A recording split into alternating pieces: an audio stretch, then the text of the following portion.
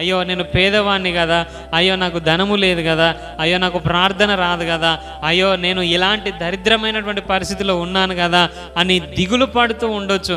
రోగంతో ఉన్నాను కదా, లేకపోతే ఈ యొక్క ఇబ్బందులతో ఉన్నాను కదా, నేను ఎవరికి కొరగాని వానిగా ఉన్నాను కదా, అసలు నన్ను ఎవ్వరు లెక్క చేయట్లేదు కదా, నన్ను ఎవ్వరు పట్టించుకోవట్లేదు కదా అని నువ్వు బాధపడుతూ దిగులు పడుతూ ఉండొచ్చు. కానీ ప్రియ దేవుని బిడ్డలారా, నీకు ఒక శుభవార్త.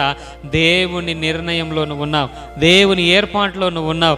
దేవుడు తన చిత్తము చొప్పున, తన దయా సంకల్పము చొప్పున, తన ప్రియ కుమారుని యందు నిన్ను తనకు కుమారునిగా ఏర్పరచుకున్నాడు.